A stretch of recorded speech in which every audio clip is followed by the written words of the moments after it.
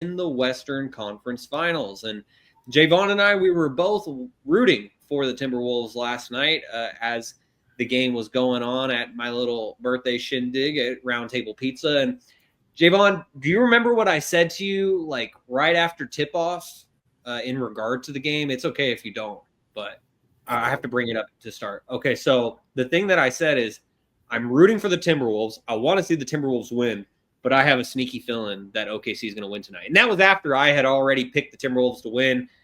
I was wrong on the pick'em. That's what made me lose my lead against Kevin. But I had a sneaky suspicion that OKC was going to somehow win that game. And they won by the skin of their teeth. I don't have the score right in front of me, but I believe it was 128 to 126. And so OKC wins. They get a commanding 3-1 lead. That's, of course, after the Timberwolves won Game 3 back in Minnesota. They absolutely throttled the Thunder by over 40 points in that Game 3, but it ultimately didn't matter because you can win by 40-plus points, but it doesn't carry over to the next game. And so the Timberwolves now find themselves in a 3-1 deficit. And before we get into this, I just wanted to mention something crazy that I saw today. And this all credit goes to Reddit user Budum. I don't know, Budum, Budum. It's a dumb name, whatever. Give credit where it's due. So I'll try to read this as quickly as I can. Sam Presti is a magician. In 2007, the Seattle Supersonics traded Rashard Lewis to the Magic. In return, Presti got a trade exception, nothing too wild. 18 years later, he turned that trade exception into Shai Gilgeous-Alexander, Jalen Williams, a championship core, and a treasure trove of draft picks, as tweeted by Clutch Points. So if you take a look at the wild trade from Presti, 2007, he does a sign and trade for Rashard Lewis for a trade exception. He traded that trade exception to the Suns for Kurt Thomas and 2 first-round picks. One of those picks became Serge Ibaka. Ibaka was traded for Victor Oladipo, Ersan Ilyasova, and the draft rights to Domantas Sabonis. Then they traded Oladipo and Sabonis for Paul George. Then they traded Paul George for SGA, Danilo Gallinari, 5 first-rounders, and 2 pick swaps. I can't believe Paul George went for 5 first-rounders. I still can't believe that Rudy Gobert went for as many picks as he did, but, Or Mikal Bridges, crazy. We've seen crazy trades. We have. And so those picks from the PG-13 deal have been used or traded for Jalen Williams, Cason Wallace, and others. So in summary, Sam Presti turned a 2007 sign and trade for a departing Rashard Lewis into SGA and a championship core. That's why the Thunder went from having arguably the best young core in basketball 15 years ago. 13 years ago, they went on an NBA Finals trip, and if they went a year earlier, they probably would have beat the Heatles just like the Mavericks did. But instead, they caught LeBron and the Heat. I see that look on your face, Kevin, and I see the stank face, but we saw Dirk basically by himself with old Jason Kidd. Magical run. Yeah, it was a magical run because that magical run included beating Kobe and beating the Thunder. And the Thunder. Yeah, exactly. And so, give credit where it's due. Regardless, the Thunder made it to the NBA Finals, lost, traded one of those best players, and ultimately they did not get back. And so that's the craziest part about it is that they did a total reset, and now here they are with one of the best young cores in basketball that could be sustainable for the next 10 to 15 years. And it's painful for me to just talk about that because I think about it from my perspective as a Sacramento Kings fan. Because, as Kings fans, I mean, Kevin, this past season, all you were saying is blow it up, let's restart now. Why wait longer? Blow it up. And it's I'm always hesitant because the Kings never execute it. If we had a Sam Presti, then I would be yeah, blow it up. We'll be great in 5 years. But instead, the Kings are the Kings. Anyways, I had to read that crazy thread because I never thought a sign and trade exception for Rashard Lewis would lead to the core that they have right now. But that's the magic of Sam Presti as the Thunder lead the Timberwolves 3-1 in the Western Conference Finals. Kevin, you picked the Thunder to win this series. And so what are your thoughts on these last 3 games since we saw the Thunder go up 1-0? There will no longer be any Ant-Man face of the NBA talks. There will no longer be Ant-Man as the next Michael Jordan. All that shit's out the window. For him to have 2 points at half just goes to show that he's really not that guy. It's easy, like I said, when your back's against the wall, you're in front of your home fans, you go for a 35 ball. Congratulations. We're arguably seeing the best defensive team we've ever seen on a finals run. The way they're able to dismantle this team and tell Ant and Julius, everyone else is going to have to beat us. Nikhil Alexander-Walker is going to have to go for 20 plus. Dante DiVincenzo is going to have to give you 15. Nas Reed is going to have to give you double digits. It's going to have to come down to the other guys because we are going to do everything in our power to make sure that you don't beat us. And he said it in the presser, like, I don't think I played bad. I didn't take enough shots to struggle, but I was just making the right play. And you know what? Making the right play worked. They lost by 2. And like I said, Jaden Daniels had 20-plus points. So the other guys were doing really well off those open shots. But the Thunder's game plan was through and through. Everyone not named Anthony Edwards is going to beat us. Julius Randle, I feel so bad for the man. He's a day late and a dollar short. Every other day, he's good. But the other days, he's really bad. There's been 2 games where they've been single digits and they've lost. So it sucks because they led in all these categories and they still found a way to lose that game. But, this arguably, Shea might be the best. If the Thunder are able to win the NBA Finals, Shea is the best player to ever wear a Thunder's jersey. This big 3, I mean, Kevin Durant never did it. James Harden never did it. Russell Westbrook never did it. They all share one award, and that's the MVP. Only one of them would have a finals ring. So it's not really crazy to say. When Kendrick Perkins said it on Monday, I was like, yeah. And I was like, when you think about it, specifically just as Thunder players. That's you, Kevin? Just as Thunder players, it's not a crazy take. If they're able to win it all, it's not crazy to say he's the best Pacers player ever. But I also saw another thing on Twitter saying whoever wins this finals, the best player becomes the best player in franchise history. The Knicks, I was like, Jalen Brunson, I don't know. The Knicks have a great history. But if the Pacers win, you can say Tyrese Halliburton is the best Pacer to ever touch the ball. Yeah, that's tough. I mean, but Tyler, you're looking at it as a career. As a Pacers player, it's not bad to say. Shaun, you're muted. Reggie never won a ring. Reggie choked himself, and they ain't win another game after that.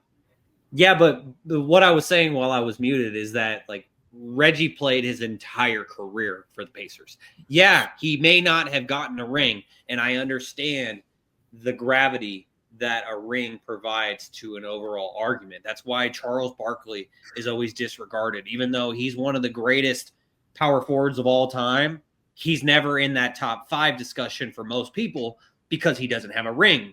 Like a KG, like a Tim Duncan, like a Dirk, so on and so forth. And so I understand the overall point, and this is coming from a huge Tyrese Halliburton fan, obviously.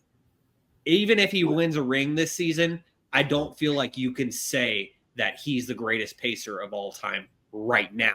Maybe by the time he retires, or even 5 years from now, but I don't know if you could say that right now definitively. But the fact that the conversation with 1 ring and Tyrese has probably another decade to go says a lot. Yeah, it does say a lot. And so back to the West, Jaevon. The Thunder lead the Timberwolves 3-1. And so is this series over? Wes, I want you to look me in my eyes. It's over. I'm sorry. Oh, they're shot. Timberwolves are shot. I mean, Thunder are throwing everything, the whole kitchen sink at Anthony Edwards. They can't do shit when he's not going. Like Kevin mentioned, yeah. All right, Nikhil Alexander-Walker.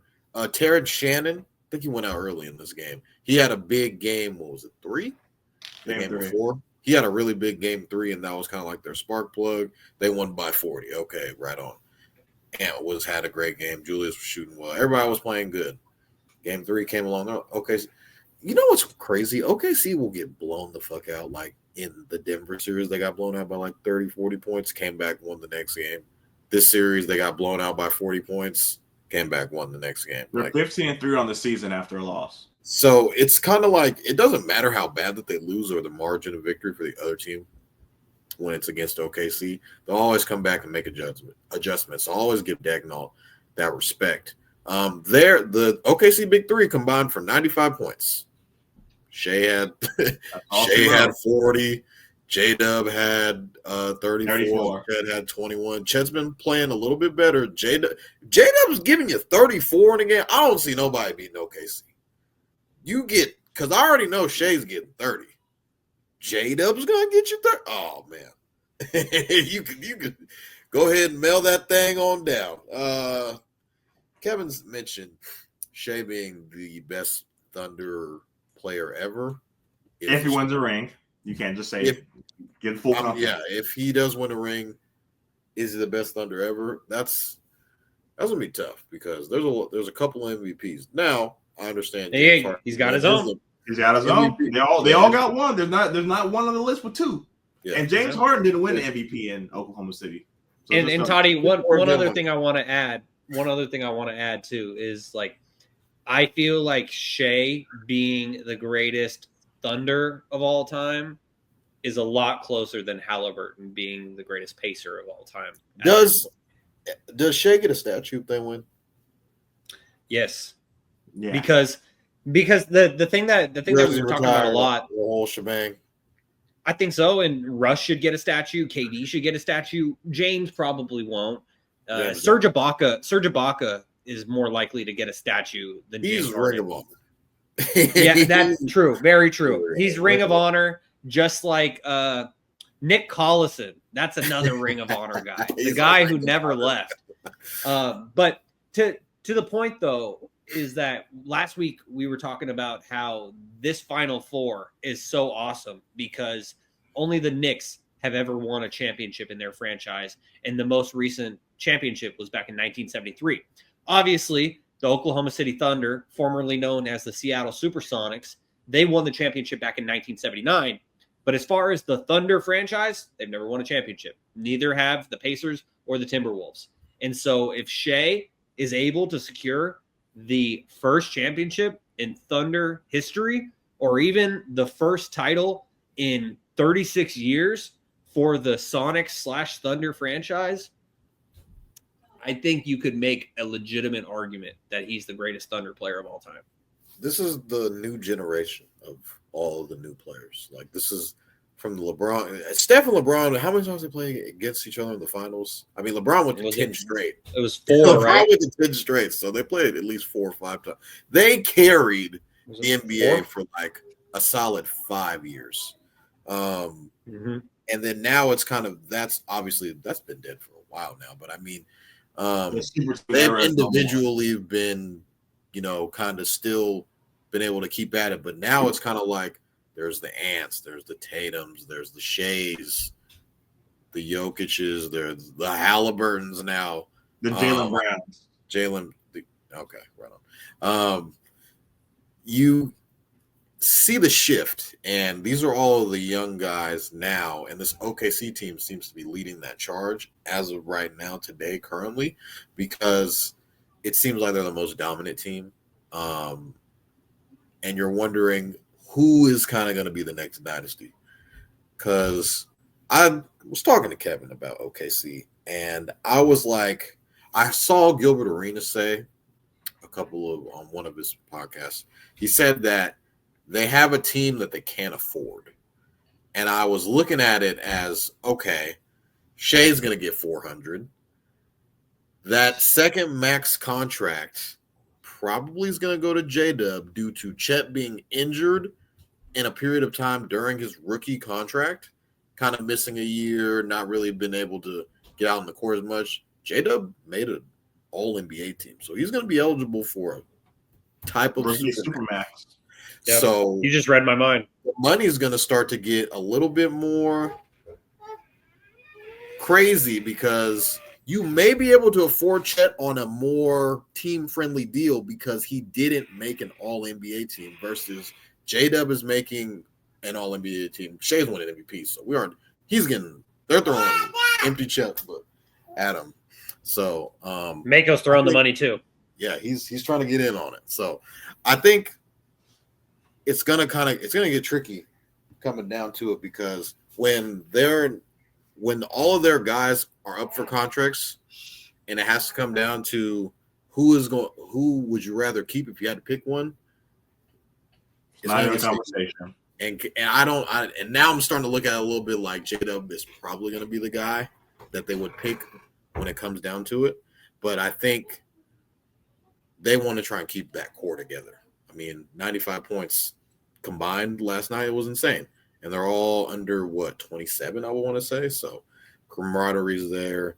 You're going to see that this team is going to – a lot of the money is going to revolve around those three players.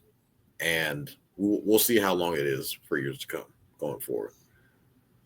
Who knows? I mean, if the Thunder can't pay J-Dub what he feels that he deserves, maybe he'll just go play with his brother Cody somewhere. Probably not in Utah. I don't know if he would want to go to Utah, even though. Hey, come party the 916.